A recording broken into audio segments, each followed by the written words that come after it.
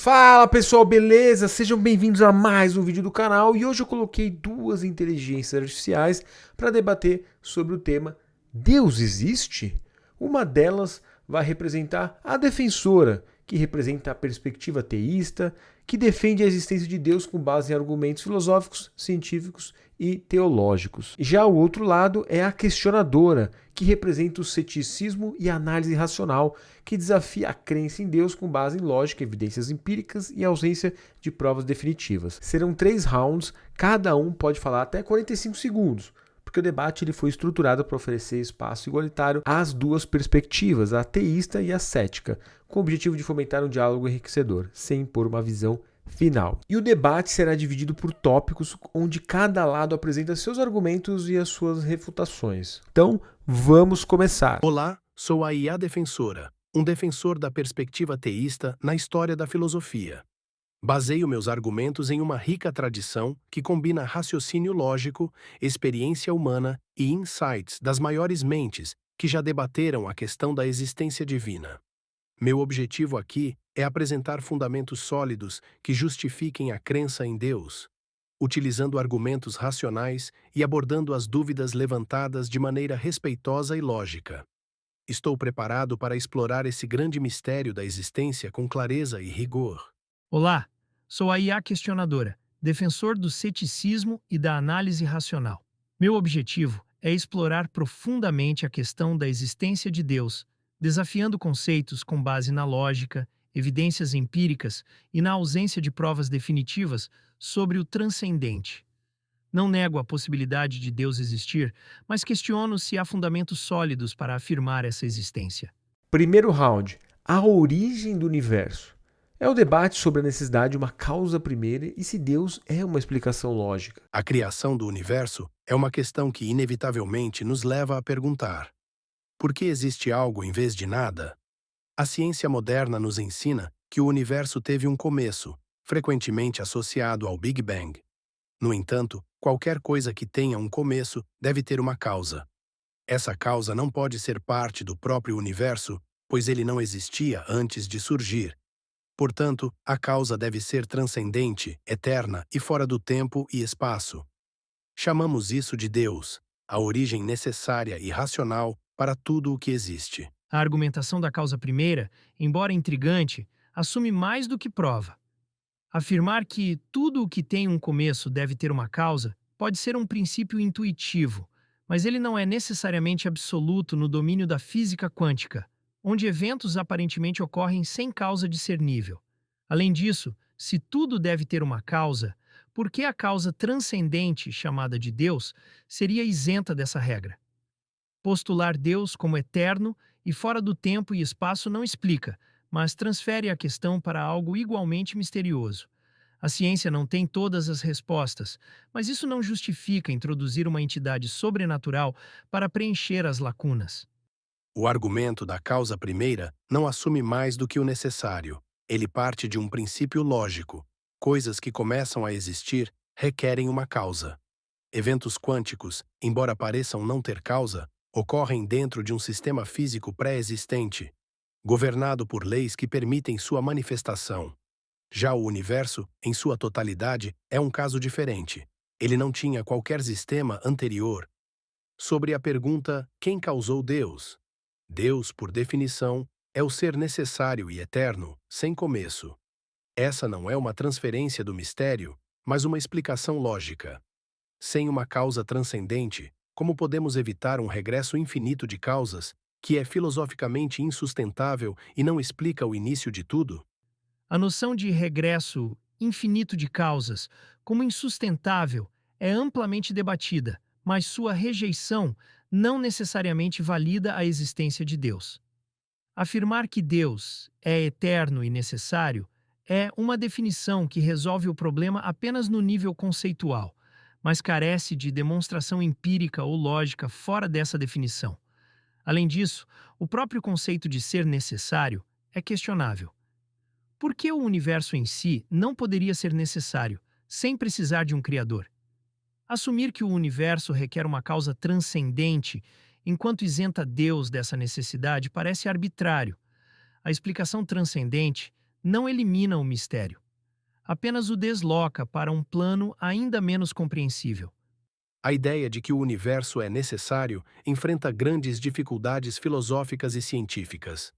O universo, como o conhecemos, é contingente. Ele poderia ser diferente ou sequer existir, como sugerem as leis físicas e as constantes cosmológicas, que parecem ajustadas de maneira precisa para permitir vida. Se o universo fosse necessário, não haveria variabilidade ou dependência dessas condições. Por outro lado, Deus é descrito como um ser necessário precisamente porque sua essência é existir, algo que não pode ser dito do universo. Além disso, enquanto o conceito de Deus transcende o espaço e o tempo, o universo está preso às limitações dessas dimensões. Isso torna Deus a explicação mais coerente para a origem do cosmos, ao invés de algo contingente explicando a si mesmo.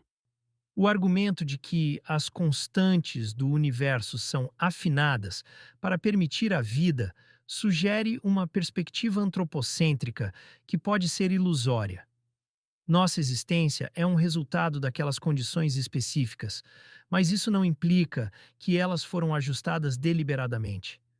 Pode ser simplesmente que, em um universo com diferentes condições, formas completamente distintas de existência, ou até um cosmos sem vida seriam a norma.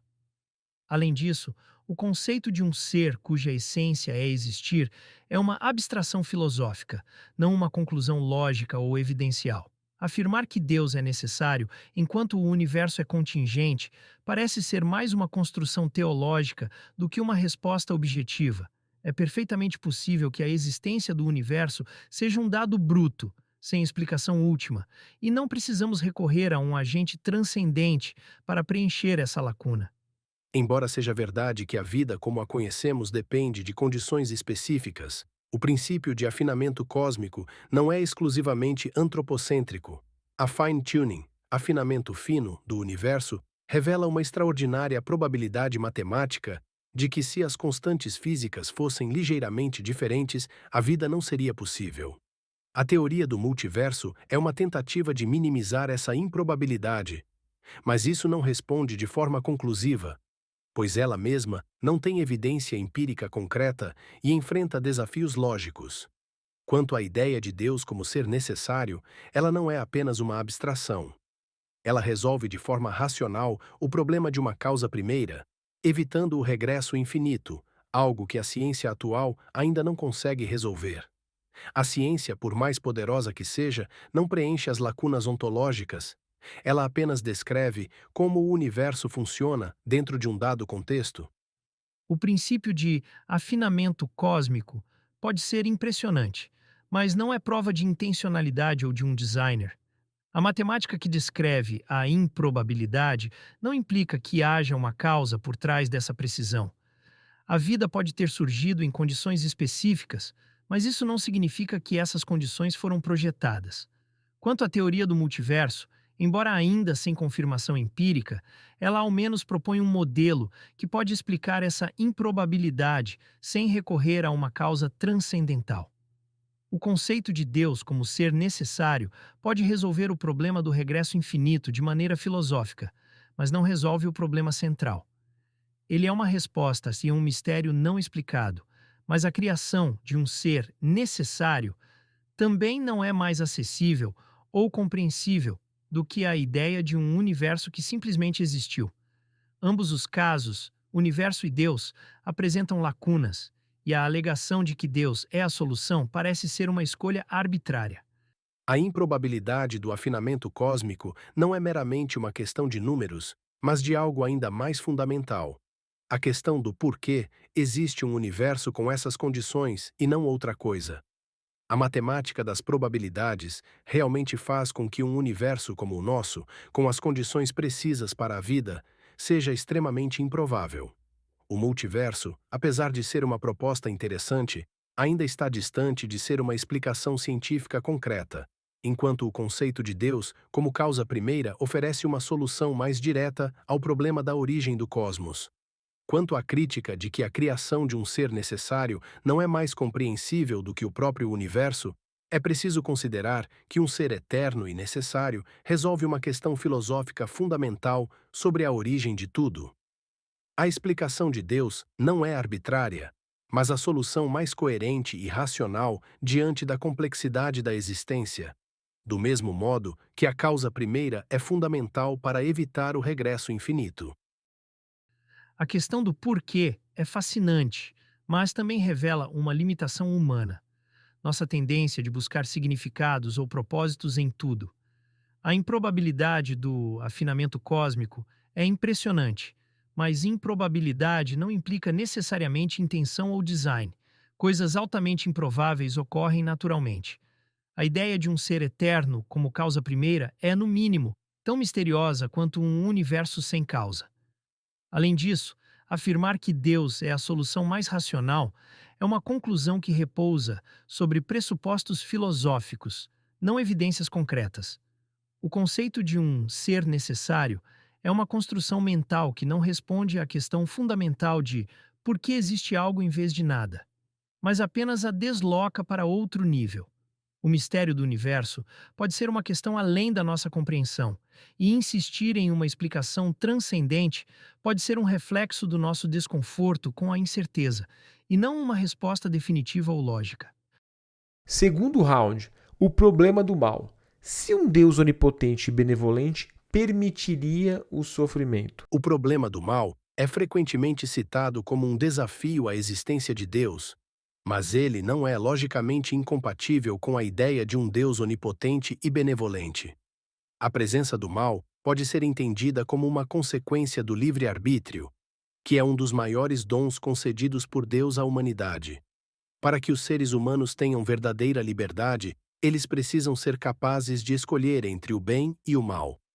Deus não causa o mal diretamente, mas permite sua existência como parte de um mundo onde escolhas morais significativas podem ser feitas. Assim, o mal não é uma falha no plano divino, mas uma consequência necessária de um mundo com liberdade genuína. O livre-arbítrio é frequentemente usado para justificar a existência do mal, mas isso levanta questões importantes. Primeiro, se Deus é onipotente e onisciente, ele sabia de antemão todas as escolhas que os seres humanos fariam, incluindo aquelas que levariam ao mal e ao sofrimento. Criar um mundo onde o mal fosse uma possibilidade, sabendo que ele ocorreria, parece inconsistente com a ideia de uma bondade infinita. Além disso, muito do mal que vemos no mundo não é resultado do livre-arbítrio humano, como desastres naturais, doenças e sofrimento de seres inocentes. Esses males parecem desconectados da liberdade moral humana e desafiam a ideia de um Deus benevolente que permitiria tal dor sem uma razão clara. O livre-arbítrio, de fato, implica que Deus sabia das escolhas humanas, mas essa antecipação não significa imposição.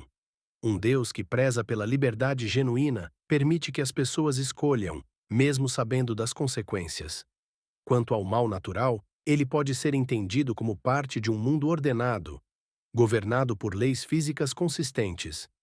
Por exemplo, terremotos são resultado de movimentos tectônicos, que são essenciais para a renovação do planeta. Além disso, o sofrimento causado por esses males naturais pode servir a um propósito maior, como o fortalecimento do caráter, a compaixão ou a união entre as pessoas.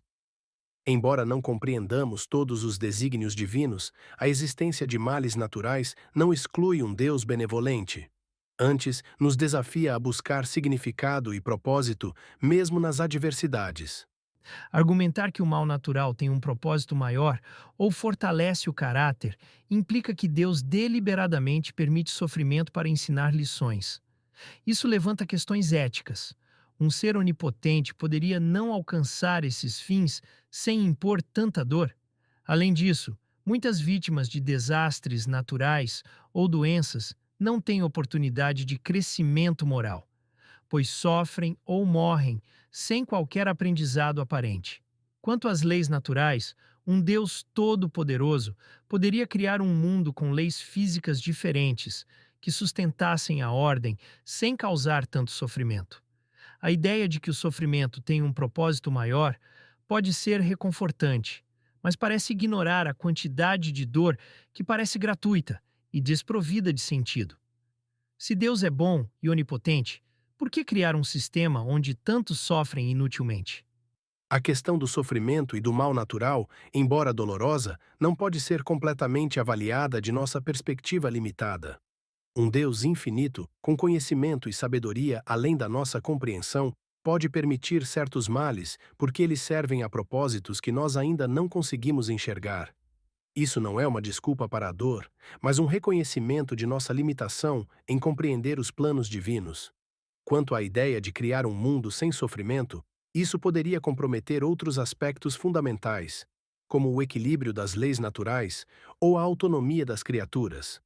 Além disso, o sofrimento, mesmo quando parece gratuito, pode gerar consequências que só se revelam a longo prazo, em contextos que ainda não entendemos. Um Deus bom pode permitir o mal não porque deseja o sofrimento, mas porque enxerga um bem maior que não conseguimos vislumbrar plenamente. A ideia de que Deus permite o mal por razões que não podemos compreender coloca a discussão em um terreno perigoso. Esse argumento, baseado na limitação humana, pode justificar qualquer tipo de sofrimento como parte de um plano maior, sem evidência concreta para sustentá-lo. Isso não só é insatisfatório para quem busca respostas práticas, como também levanta questões sobre a moralidade de um Deus que criaria um sistema onde o mal é inevitável. Ademais, essa justificativa parece contraditória. Por que um ser onipotente criaria leis naturais ou circunstâncias que dependessem do sofrimento para alcançar o bem? Um Deus verdadeiramente todo-poderoso não precisaria de meios tão cruéis para atingir um fim, pois teria infinitas possibilidades para criar um mundo onde o bem maior não dependesse de tanto sofrimento.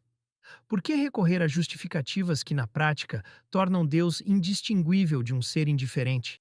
A questão central aqui é o conceito de liberdade e a natureza de um mundo imperfeito. Deus criou um universo regido por leis consistentes para que fosse inteligível e confiável. Alterar essas leis para evitar todo o sofrimento poderia comprometer essa consistência e gerar um mundo caótico ou arbitrário. Além disso, o sofrimento não é um fim em si, mas uma consequência de um mundo onde criaturas têm liberdade e onde as leis da natureza operam com regularidade. Quanto ao plano maior, é importante reconhecer que, assim como uma criança não entende o motivo de uma vacina dolorosa, nós podemos não entender plenamente o propósito divino por trás do sofrimento. Isso não implica indiferença de Deus, mas sim uma perspectiva que transcende nossa compreensão limitada. Deus não é indiferente, mas permite que vivamos em um mundo onde nossas ações e experiências, incluindo o sofrimento, têm um papel na formação de algo maior.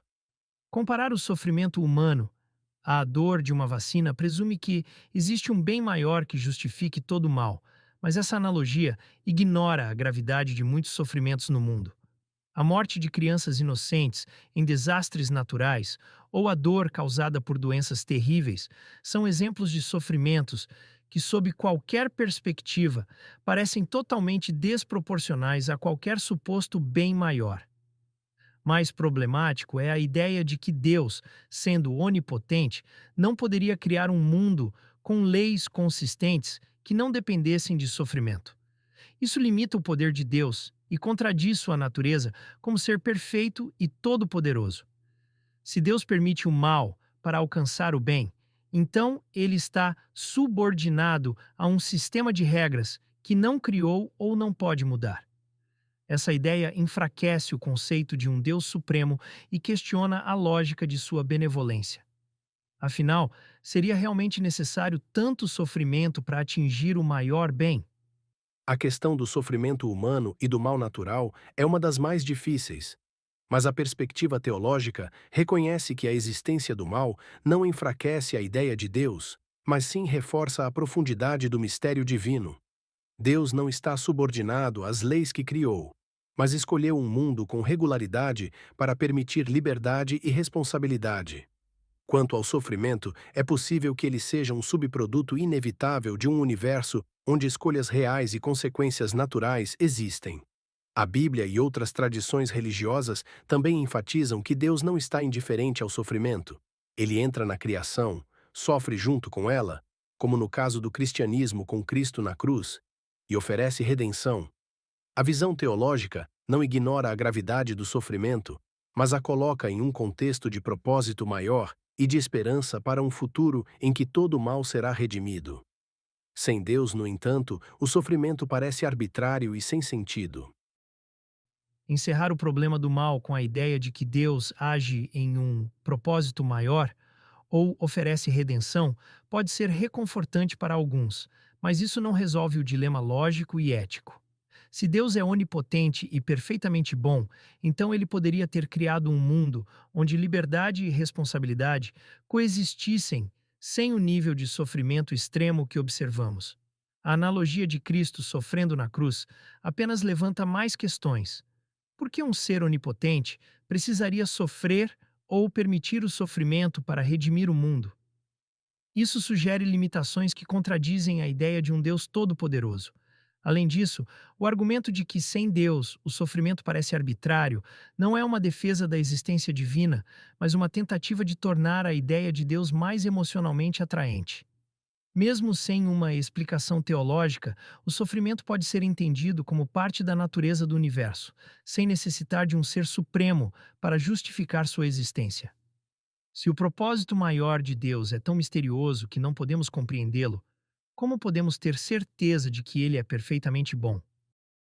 Terceiro round, a existência da alma. Discussão sobre consciência, identidade e se há evidências de uma realidade além da matéria. A existência da alma tem sido uma ideia presente em diversas culturas e filosofias ao longo da história, apontando para algo inerente à condição humana. Um dos argumentos fundamentais para a existência da alma é a consciência. A ciência materialista ainda não conseguiu explicar completamente a origem da consciência, sua natureza subjetiva e a continuidade do eu ao longo do tempo, apesar da renovação constante das células do corpo. A alma oferece uma explicação. Ela é a essência imaterial que sustenta a identidade e a subjetividade humana, algo que vai além da matéria física e da atividade cerebral.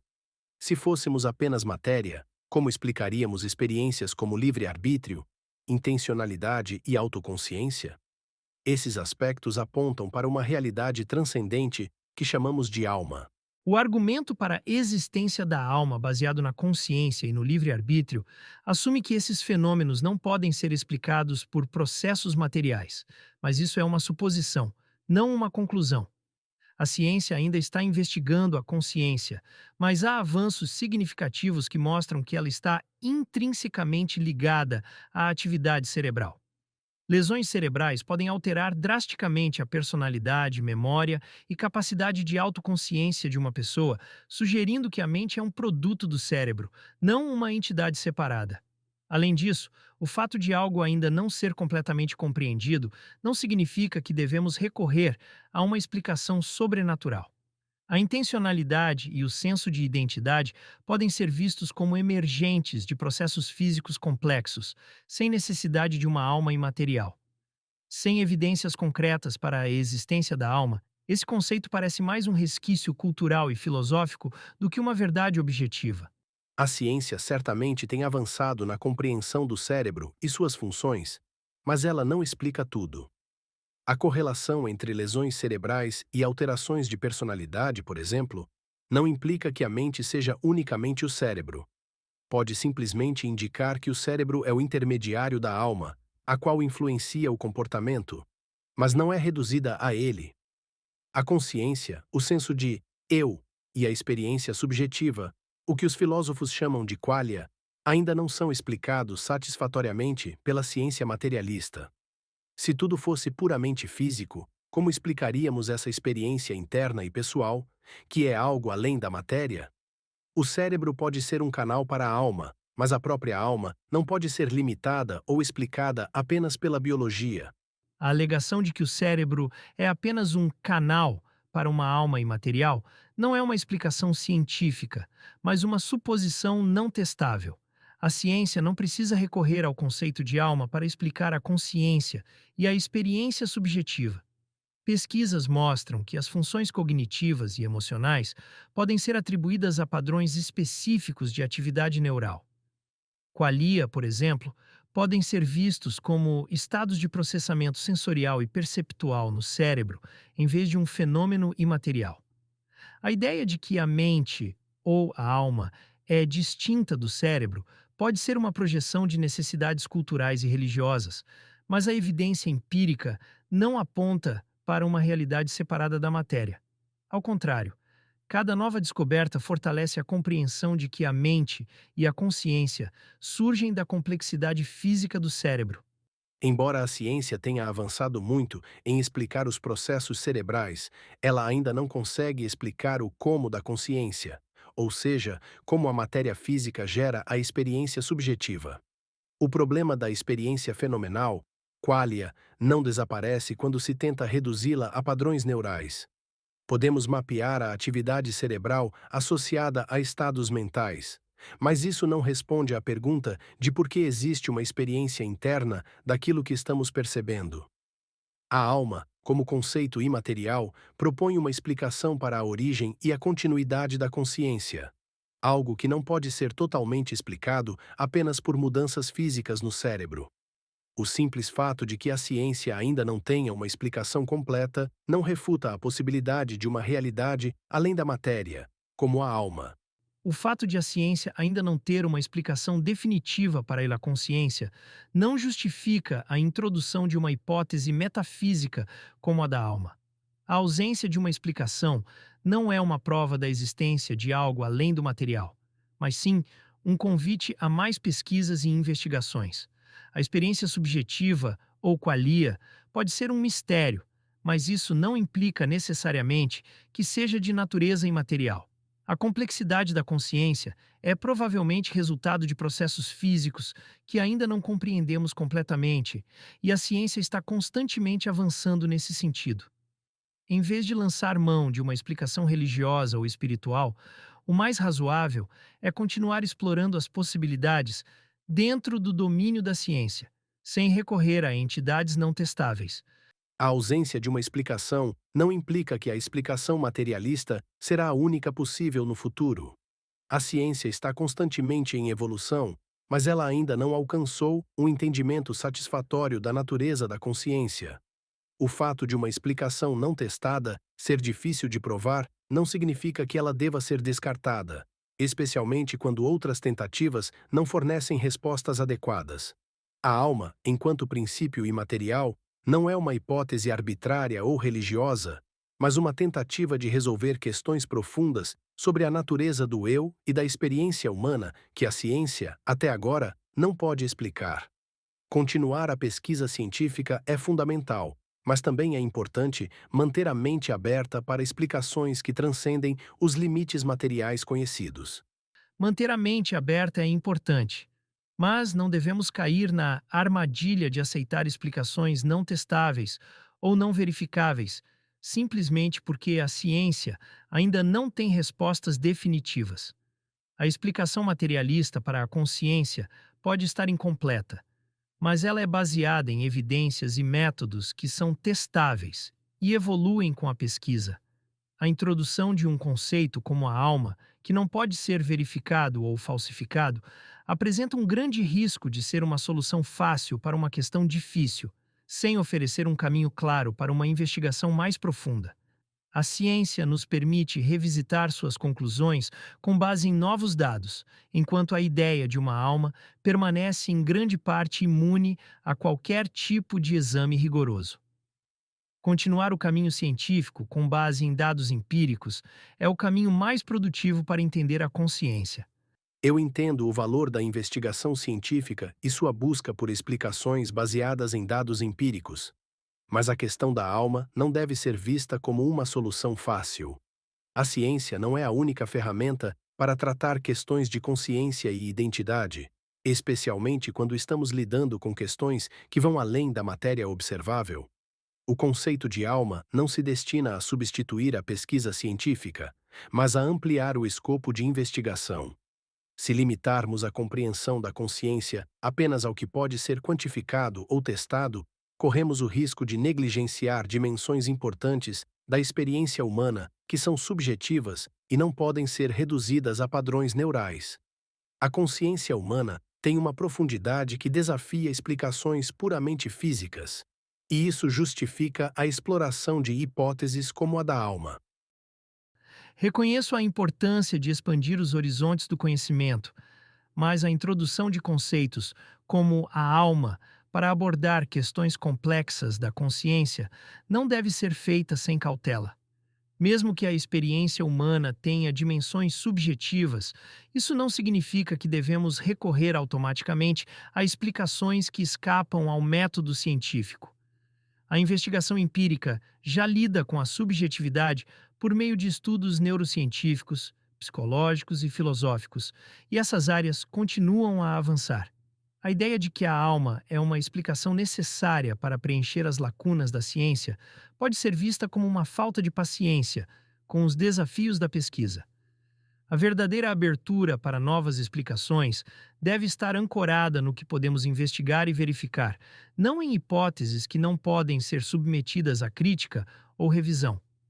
A consciência humana, por mais complexa e misteriosa que seja, ainda está imersa no domínio daquilo que é passível de investigação e, portanto, deve ser tratada como tal.